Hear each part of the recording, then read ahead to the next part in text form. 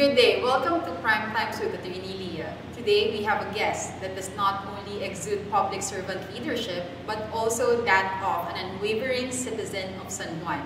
Today we have Mayor Francis Zamora join us as we delve into the issues that revolve around not only public education, public safety, but also that of makabagong San Juan. Mayor, from basketball player to councilor, vice mayor, and mayor, you've come a long, long way.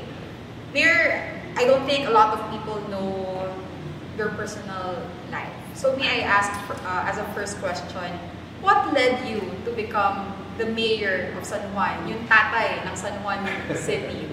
Paano mo dumating sa ganung punto na naging mayor mo kayo dito? Sige, siguro para mas maintindihan ng mga nanonood, paano ito nangyari. I would like to give a little background. So, my father was a long-time congressman of San Juan, in fact from 1978 up to 2022.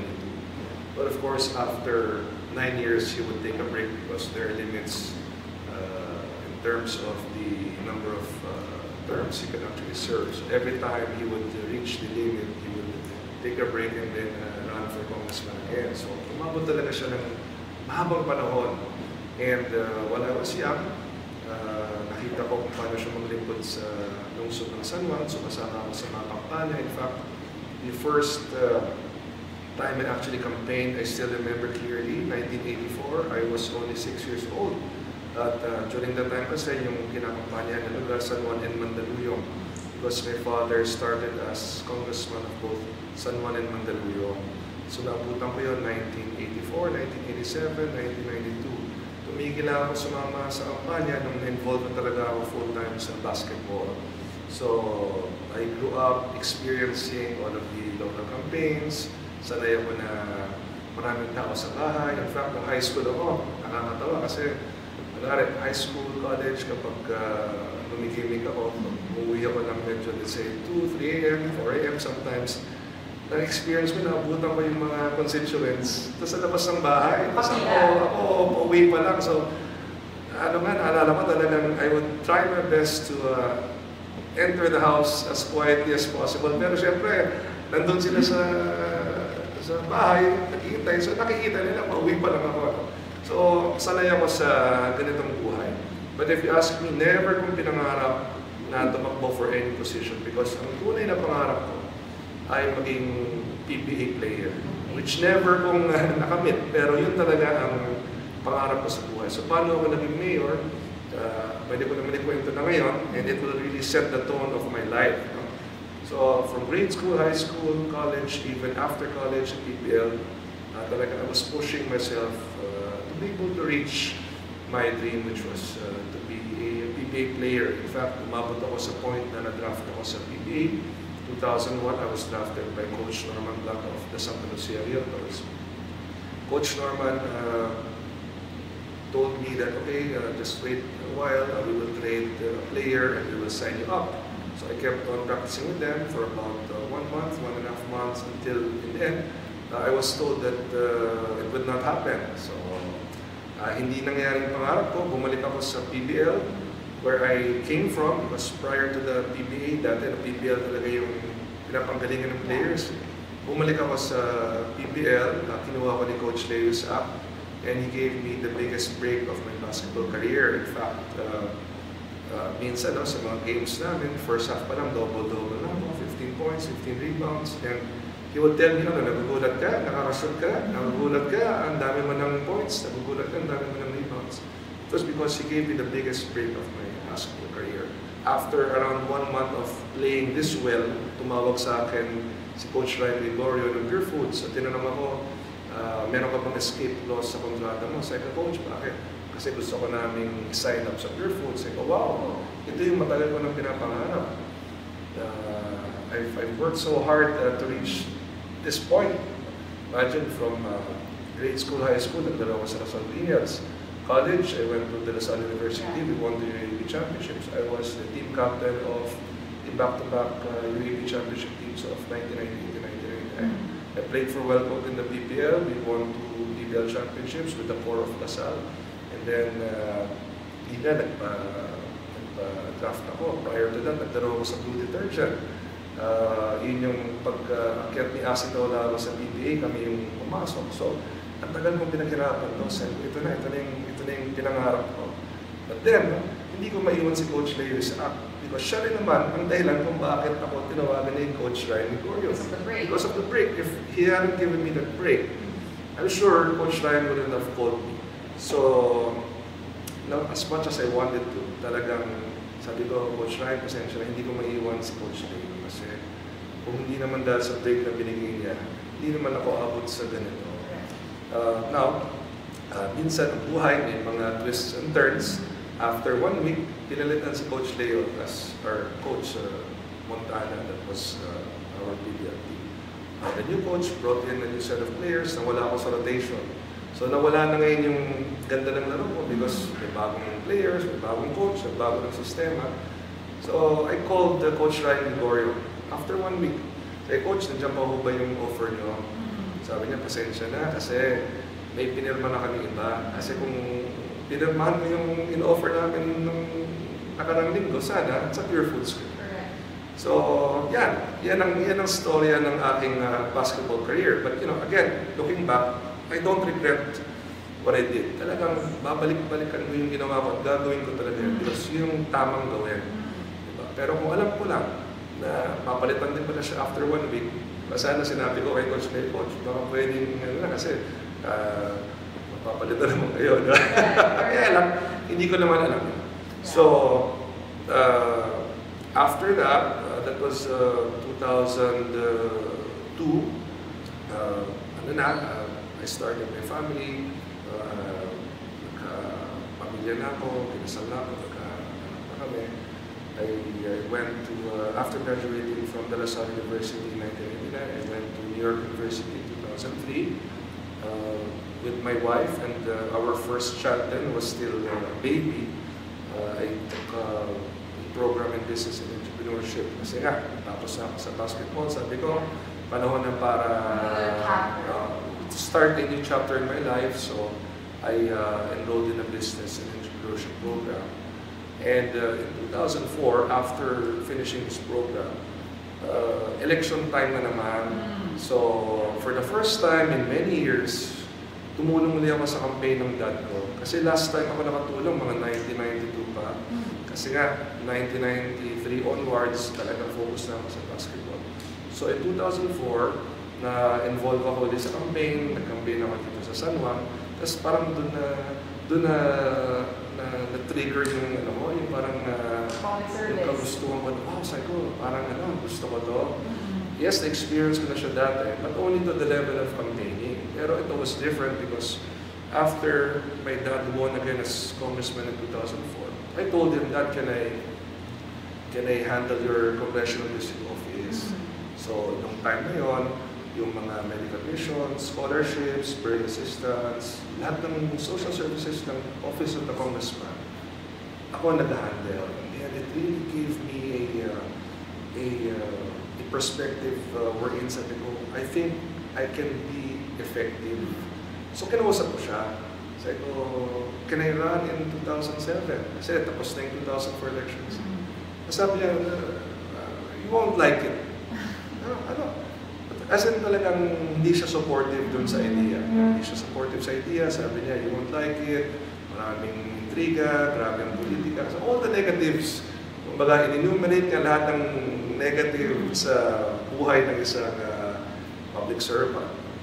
But ako, being the determined person that I am, I wanted to show him na, no, I will pursue and I will prove to you that I will be an effective counselor. Talagang ganun ako, nature ko yun. So I enrolled in UP, nag-Masters in Public Administration ako. I finished it in 1.5 years. Nag-followed ako 36 units in 1.5 years. Tapos ko. So in 2006, I earned my Masters in Public Administration from UP Diliman sa NCPAG, National College of Public Administration Governance. And along with that, hinahandle ko pa rin yung District Office ng FOB. Okay. Ang naging maganda rito, nanggagaling na sa tao yung good feedback. Oh, kung Ronnie, yung anak nyo, sipag, magaling. Yeah. So, nagbago ngayon yung yung attitude niya towards me running. Because became supportive na. Became supportive because nakita niya na determined ako, pinatrabahuhan ko to. And I wanted to show him that I was serious about it. So in 2007, I ran for councilor and I won. And in 2010, after just one term, I ran for vice mayor and won. In 2013, I ran again and won. So in 2016, mahabang kwento yan. Yeah. Pero pwede ko naman ikwento sa inyo at I'm sure may interest yung mga tao natin sa kwento ko. But yan, yun nga yung nag-head on na yung Zamora Estrada dito sa San Juan. So that's another 3 hours of of storytelling. But anyway, moving forward, I ran in 2016 for mayor. I lost by just 1,000 votes, but I didn't give up. I ran again. I was very determined, and yun yung athlete in me. Yun yung natutunan ko sa pagiging isang athlete. Na okay, hindi naman lahat ng pagkakataon mananalo ka. Mayor, I'm sure our viewers and our kababayans were very enlightened by this story because not everybody knows this. Correct. Mayor, so can you categorically say na you gave up, not naman gave up, pero sinantabi mo ang iyong dream para sa isang calling? Okay, siguro mas ganito. Yes, talagang gusto ko mag-PBA. In fact, hindi ako umabot sa PBA. There was a time na parang, siyempre nalulungkot ako. Nakikita ko yung mga kasabayan ko. Sila James Yap, kasabayan ko yan. Teammate ko siya sa PBL. Donald Yado, may teammate sa De La Salle University. Renman Mentualo. These are the people who I played with, either as teammates or as opponents. Si Councilor Paul Hernandez, mas bata sa akin, sa Lasal Linas. Fourth year high school ako, grade 7 siya, nakikita ko na sila. Sila umabot ng PBA, ako hindi. So parang, of course, during all these years, inisip ko, wow, I could have been just like them. But again, tinan mo nga, in twists and turns ng buhay, nung naging mayor ako ng 2019, dahil naging masigasig ako, na kahit natalo ako, lumaban ako ulit, I never gave up, I was so determined. In fact, I saw the 2016 loss as a painful learning experience, pero hindi lang siya painful Kumbaga talagang marami kang matututunan. Na kung hindi ako natalo, baka iba yung mindset ko. Kasi ito, galing ako sa talo. Pero dahil nga sa background ko, sa experience ko as an athlete, na dati natatalo kami sa UST, natatalo kami sa UAP Finals, paulit-ulit, diba? In the end, nanalo rin kami because pinagsumikapan namin. Every year na matalo, bawi the next year, talo pa rin, bawi the next year, talo pa rin, until eventually nanalo kami. So dala-dala ko yung ganong classic attitude. So in 2019, I eventually won against all odds, nanalo, at tinalo natin ng, no, not yet. Okay. Ano pa lang to, ito yung unang panalo ko as mayor, and we ended the 50-year dynasty of the Estradas in San Juan, which everyone thought na impossible. Pero nagawa ko yung sabi ng marami na impossible. So, yun, hindi ko siya talaga pinangarap. Pero nangyari. Now, looking back, nung nanalo ko noong 2019, doon ko na-realize, buti na lang hindi ako nag-PBA. Kasi kung nag-PBA ako noong 2001, 2002, yung career path ko magbabago. Hindi ako maging councilor, hindi ako maging vice mayor. Diba? Posibleng hindi ako maging mayor. Kasi iba yung career path ko Kung nag-PBA ako ng, let's say, realistically speaking, 5-8 years, diba? Then my career path would have significantly changed. So now, do I still regret it? Definitely not. Because now I realize, blessing in disguise. Pero after 17 years ko, na-realize. Diba? And itong mga kasabayan ko dati na nag-PBA, they're my counselors now. James Sapp is my counselor, Donald Yado is my counselor, Paul Hernandez is my counselor. Diba? Kita mo nga yung sabi nga, bilog ang mundo. Diba? Ngayon, hindi man ako nag-PBA, naging mayor naman ako. Sila nag-PBA, kasama ko ngayon as my counselors. Who would have imagined? I never imagined all of this without. Correct. Mayor, as an athlete, you cultivate certain mindsets, right? Determination, passion, the conviction to tread forward all the time. Now, as your second term as a mayor, and San Juan has always been, you know, one of the cities na pinag-uusapan. So, ngayon ang question ko, Mayor, is, okay, you've done the acting bit. You've done very well.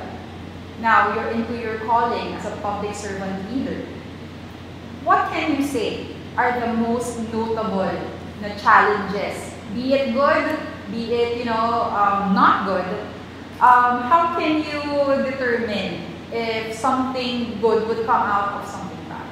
Well, in terms of challenges, first major challenge talaga is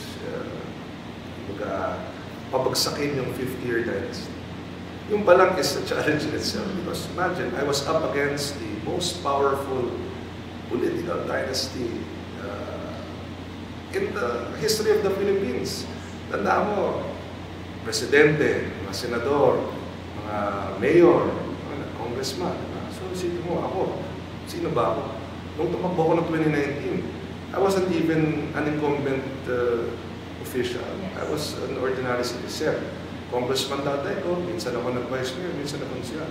Wala naman kaming senador, wala naman kaming presidente. And yet, nagtiwala sa akin na mamamayan ng isa. Nagtiwala sa akin na nung So, that was a huge challenge. We were able to hurdle it.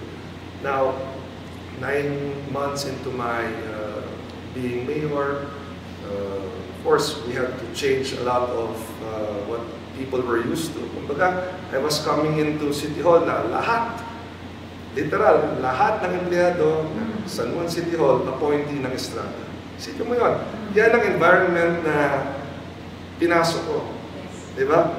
Ang pwede kong i-appoint yung mabibilang mo lang sa daliri mo ng mayor's office staff. All the rest were Estrada appointees the last 50 years. So, paano mo babaguhin yung ganong klaseng culture? Diba? Paano mo ngayon mababago yung mindset nila na sa paraan na dapat maglingkod ng isang taga-City Hall using our makabagong San Juan paradigm. But if you ask our employees now, iba na ngayon yung ang working culture nila, ibang mindset nila. Kasi nakita natin kung paano tayo magtrabaho. Kumbaga, yung leadership example talagang dapat gawin ngayon. Kasi kung gusto mo maging masipag yung mga empleyado mo, dapat masipag ka. Paano sila maging masipag? Sabihin, si Mayor gusto tayong maging masipag, tamad siya. Diba? Si Mayor gusto tayong karoon ng healthy lifestyle, hindi siya nag-alaga sa katawan niya. Diba? So you have to walk the talk. Yung integrity is so important. That when I say we should always work hard, alam nila, kasi Mayor works hard, I will work hard. Example, nung panahon ng COVID-19, nagkakaroon kami ng repacking dito ng ayuda. May nakita akong mga empleyado na imbis na nagre-repack, nagtatamad-tamad. Ginawa ko, binuhat ko yung sako ng ayuda, sinakay ko dun sa truck. Nung nakita yung ginawa ko, lahat nagbuhatan ng sako. I didn't say a single word. Pero nung nakita na lang ako si Mayor nagbuhat, lahat sila kanya-kanyang buhat. Yun yung ibig sabihin. When they see that the Mayor is working doubly, triply hard, ano yan? Napupusa sila po. Si Mayor, dapat tayo na. So yan, ganun, binago ko yung culture kung paano maglingkod dito sa pamahalaan ng San Juan. 9 months into my mayoralty, nagkaroon kami ng greatest hostage-taking crisis. 55 hostages taken by a hostage-taker, a disgruntled security guard. Now, after around 10 hours of negotiations, I became the third negotiator. Wala akong anumang experience sa hostage negotiations, wala akong na-experience na hostage taking sa buhay ko. Pero nung hindi umubra yung unang dalawang negotiator, sabi ko, kami nakakasabi, kaya ko yan.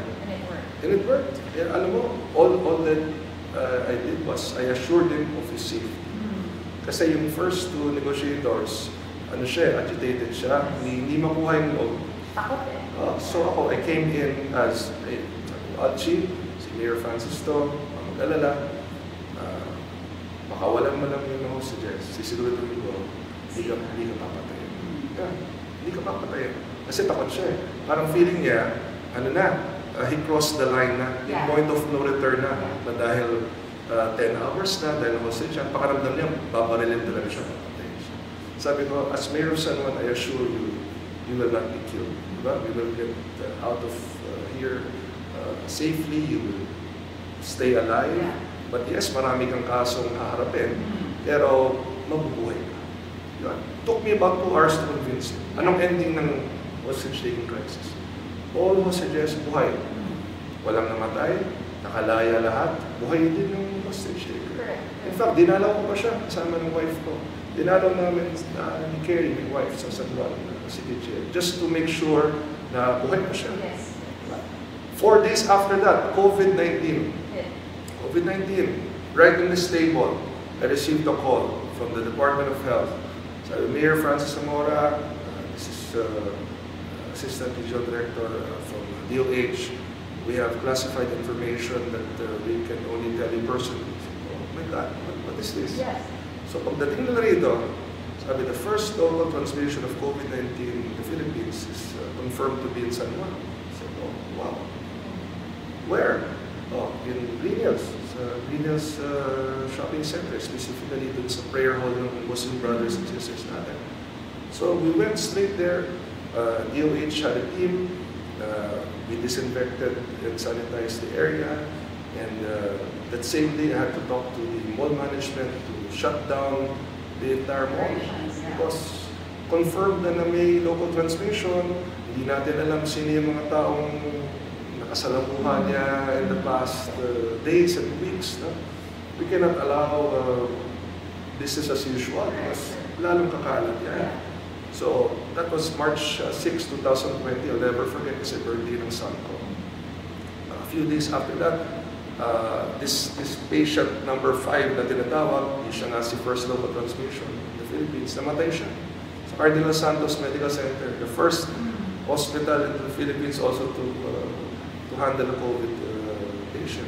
A few days after, si patient number 6, asawa niya, namatay din.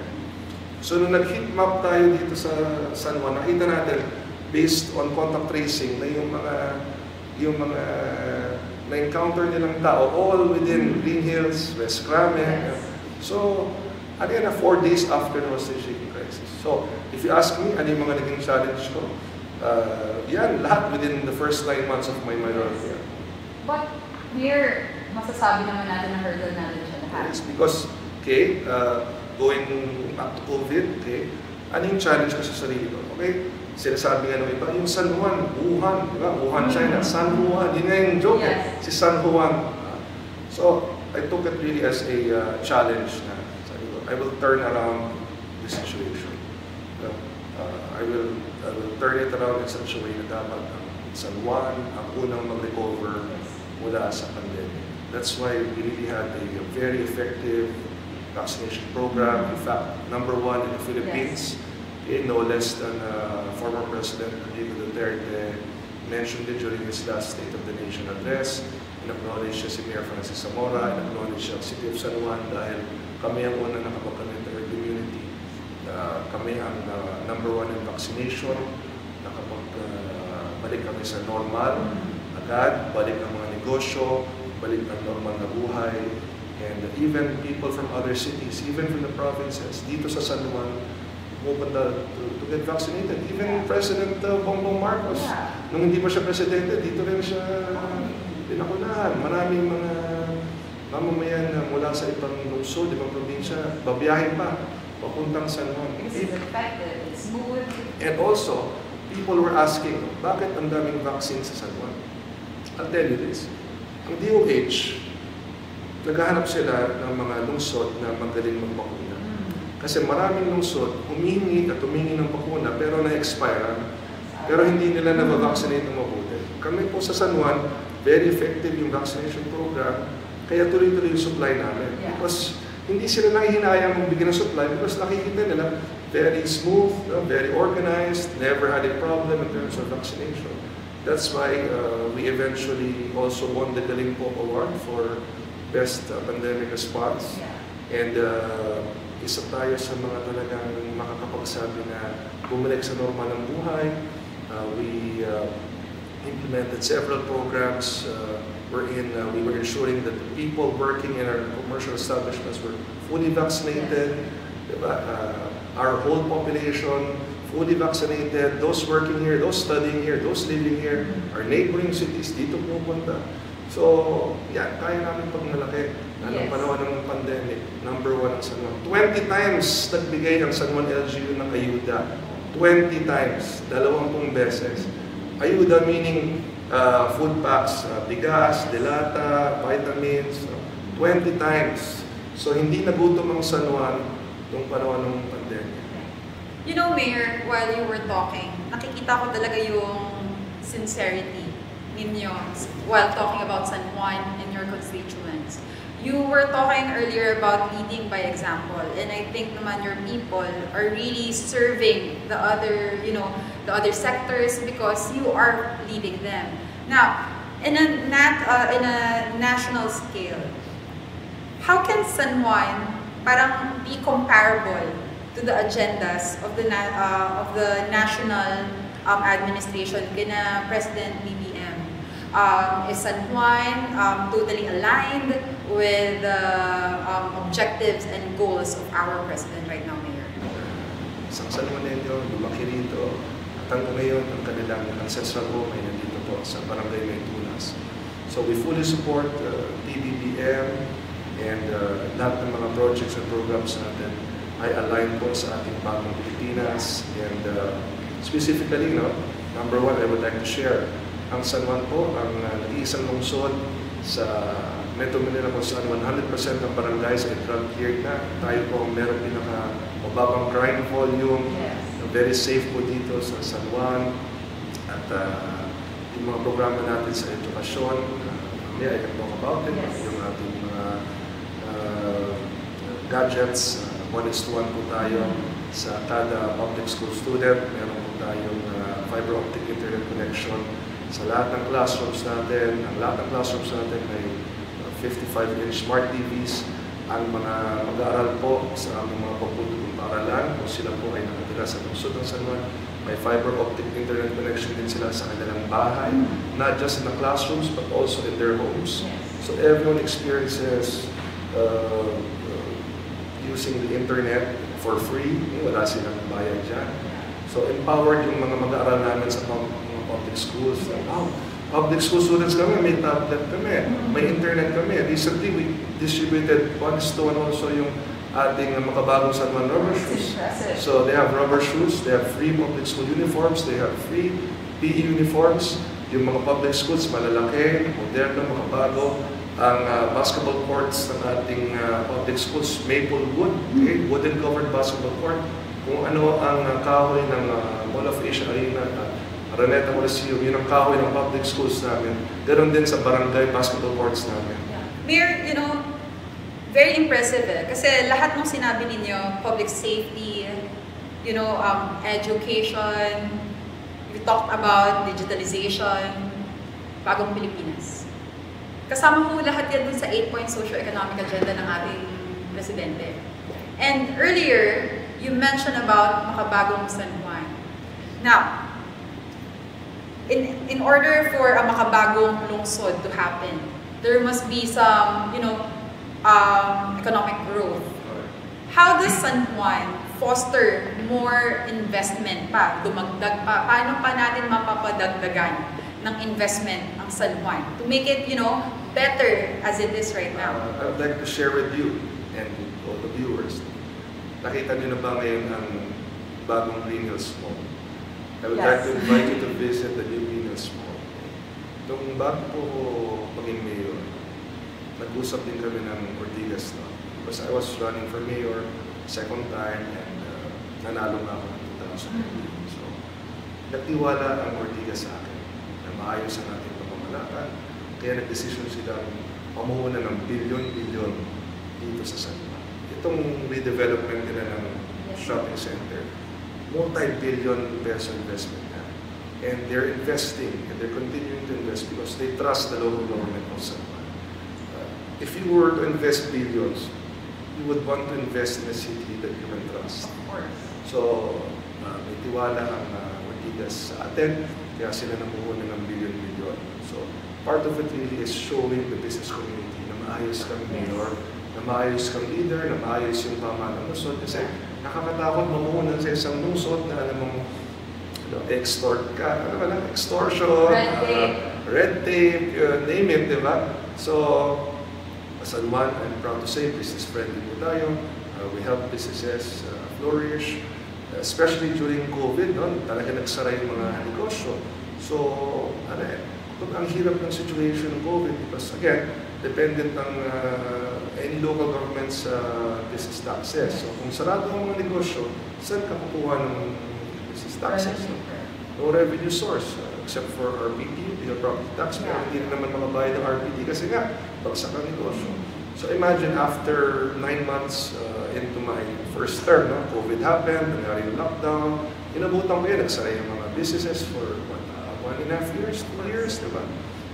Now, back to normal. Again, number one, during the pandemic, we were pushing na magbukas ulit yung mga businesses because of our high vaccination rate. We achieved that. And the city was helping in any way it could. Ako personally, as mayor, I was going around not just Green Hills, but even Santolan Town Plaza, even the small businesses. Pinupunta ko talaga to check on them.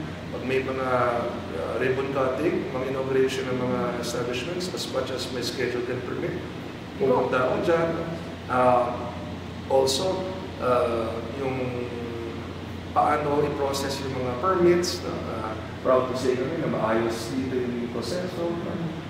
We make it easy for businesses. The ease of doing business. Correct. Yung ease of doing business at saka yung business one-stop shop.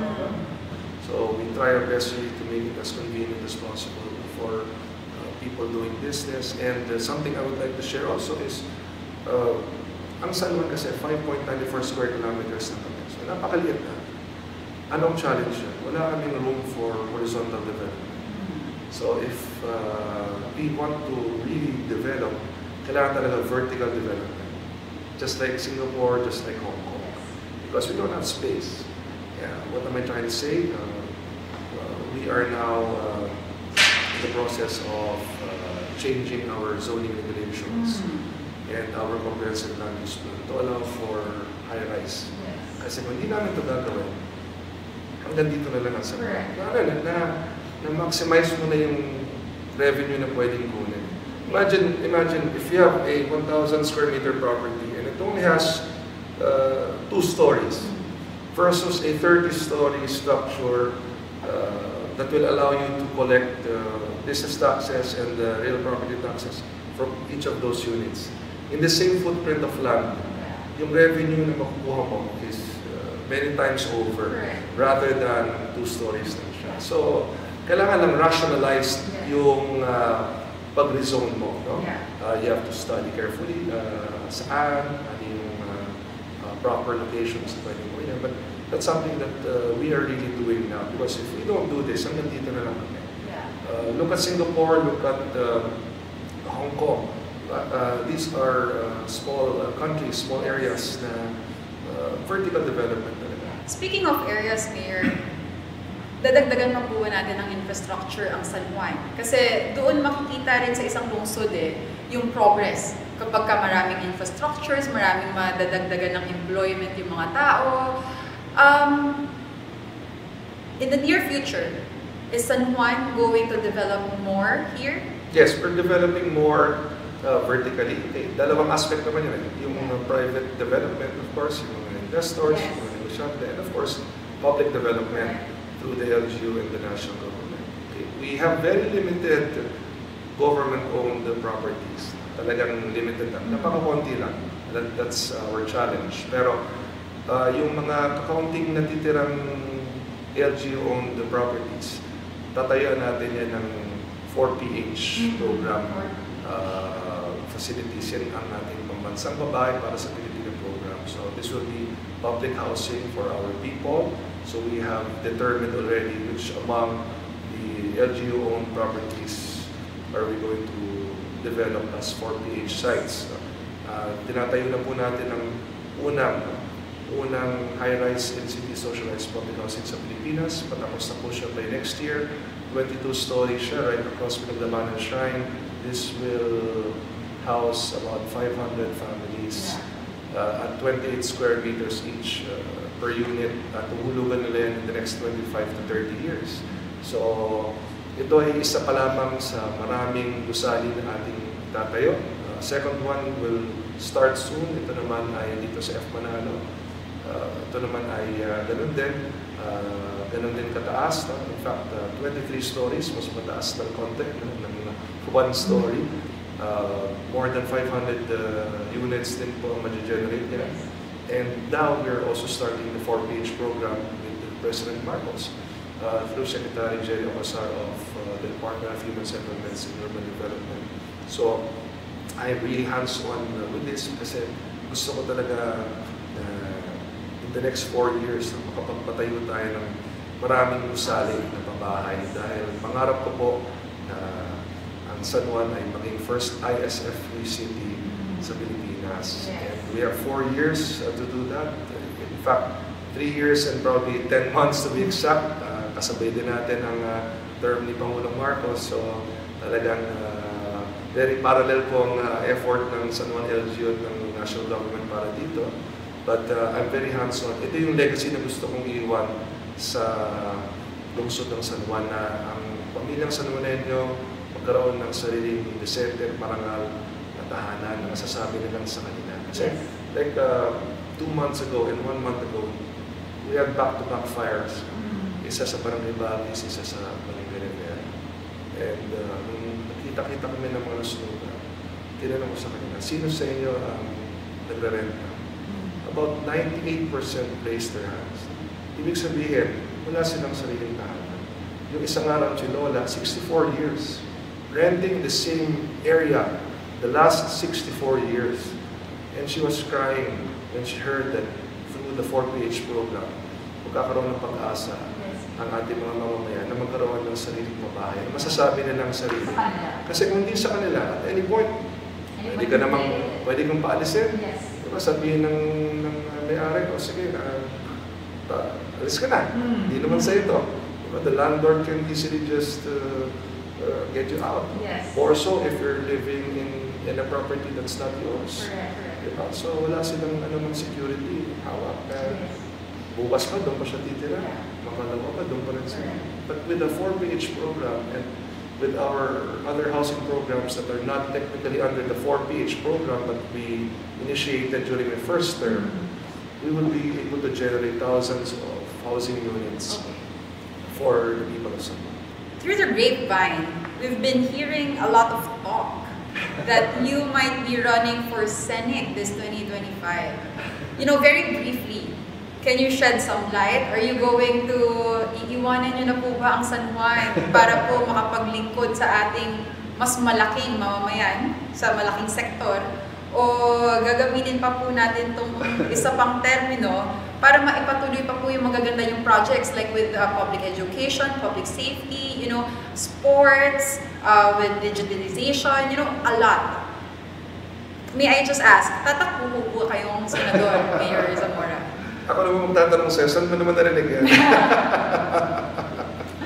Marami po kasing lumalabas na balita na there is a list na mga possible na tatakbo daw pong senador. It's like a mini survey and your name popped out. That is why sabi ko, okay, hindi part ng questions, but I will be asking you. Paano po kaya nailabas ng mga tao yung pangalan ng Mayor Francis Zamora doon sa listahan ng mga tatakbong senador, Mayor? To answer your first question, I will be running for a third term as Mayor of San Juan. Okay? At sa dami ng mga binanggit ko nga kaninang programa, talagang itong natitirang 3 taon at 10 buwan na pwede ako maging mayor. This is of course assuming that the people of San Juan will elect me for a third time. I will use the remaining years to really complete all of these programs. Kasi gusto ko talaga na pag matapos yung pagiging mayor, masabi ko na wala akong regrets, na wala akong papagsisihan na sana ginawa ko to, sana ginawa ko. Remember, nanakawan na nga kami ng 3 taon ng COVID. Diba? Kung pakiramdam ko, dinakaw itong 3 years na ito. Diba? We lost 3 years due to the pandemic. 3 years that we had to focus on public health rather than infrastructure development. But again, reality yan. We just have to really No one foresaw it. Correct. We have to face all of these challenges. Yeah. That's part of being mayor. You have to learn to adjust to the situation. So itong natitirang 3 years and 10 months, bilang ba yan? Kinumpute ko na itong oras na to. Yes. Yung natitirang oras ito versus yung mga gusto kong tapusin. So yung 4-page program, yes, we will push for that. We're also about to build our multi-level sports complex. It will have not just the usual basketball stadium. It will have a 25-meter 5-lane swimming pool, magkakaroon din ng physical fitness gym, mixed martial arts studios, boxing ring, badminton center, billiards hall, chess center. So lahat ng mga sports na talagang in-engage ng ating mga mamamayan, nagkakaroon tayo ng facilities dyan. We were also about to build a local government center. Kasi itong aming City Hall, hindi kasya lahat ng opisina rito. Marami pa rin kami ng offices outside of City Hall simply because we don't fit here anymore. So we're building that. We're also building the first San Juan crematorium in Columbarium para kung sakaling meron mga San Juan yung pumanaw, meron na tayong sariling crematorium, remain na lang, may sariling chapels doon. Kasi ayoko talaga nakikita pag binuburo sa kali. Nalulungkot ako. Namatay na nga sa kali pa ibuburo to. So we will provide for chapels there. So pwedeng iburo, pwedeng dumalo yung family, eventually i-cremate, eventually dun din mismo hihimlay. So ano siya, that will be in the San Juan Cemetery. We're also going to install CCTVs in all our major and secondary and tertiary roads to further enhance the peace and order situation in San Juan. Ano na nga kami, mga lowest crime volume na nga kami sa Metro Manila, but we still have a lot of things to improve on. I know that. So we're adding more police cars also, ganun din yung ating barangay vehicles, ganun din yung LGU vehicles. So marami pa tayo talagang tatapusin, and I will not leave San Juan with my job unfinished. Basta talagang tatapusin ko to, at gusto ko pag matapos ako bilang mayor, masabi ko sa San Juan na mission accomplished, yung Mayor Francis Zamora, nagawa ko lahat ng pinangako ko, wala akong naiwan na anumang hindi nagawa, and I'm giving myself this timeline. That's why I'm so focused, I'm very driven, and I'm so motivated to finish strong yung 3 terms ko sa mayor. Yes. Pero salamat at yung binanggit. Nagulat ho kami. May 2 pangalan ng mayor na nandun at isa ho kayo. Mayor, can you share to us, hindi ho ba kayo napapagod minsan sa mga balita na meron pa rin kung nagtatry pa rin magpabagsak sa pangalan ninyo, sa pamilya ninyo? And it happens. It's politics, right? No one can really put a bar into what politics can be. So, paano po ninyo yun nababalance? Kasi syempre, 50 years and you into your 2nd term, malayo. So, paano ho ninyo yun nababalance, Mayor? Gusto kong pasalamat sa kanila. Kasi lalo ko nang motivate. Okay. If they think they'll discourage me with what they're doing, they're further motivating me. Kasi mas na-challenge ako eh. Yeah. Kumbaga, tuwing may ganyang mga pamumutya, paninira, I've experienced that from them since councilor ako, since vice mayor ako, ngayon na mayor ako, diba? Sanay na ako sa kanila. Pero kasi, I use it as fuel, diba?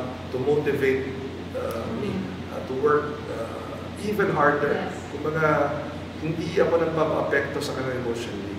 Convert ko yun into positive energy, correct, to further motivate me. So nagpapasalamat ako sa kanila at sana hindi sila tumigil. Kasi talagang the more nila akong tirahin, the more akong gagalingan. That's pretty good, Mayor. Mayor, before we end this, I know you've discussed this a lot on different interviews, different avenues, about the Wata Wata Festival. But let me just interject one question. Would you be stopping that festival or that activity altogether, or mas i-regulate na lang natin siya? Sige, bago ko sagutin. Yes. Again, for everyone to understand the context of the Wata Wata Festival.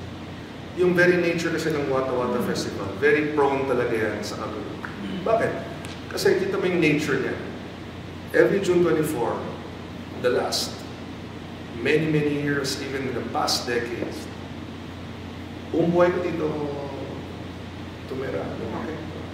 Bata pa lang ako, ganyan na yung paraan kung paano ipagdiwang kapistahan sa San Juan. So, sana yung tao na sa San Juan, pag June 24, basaan, kahit naman minsan kayo magtanong dito sa San Juan, alam naman nila na nangyayari talaga yung kaguluhan na yan. Even if you ask people who pass by San Juan every year, every June 24, meron at meron magsasabi na kung gusto sa San Juan pag dumadaan ng kapistahan. Because the very nature of the celebration is very prone to all of these disturbance and disruption. Kasi, nagbabasa ka ng tao na dumadaan sa kalye.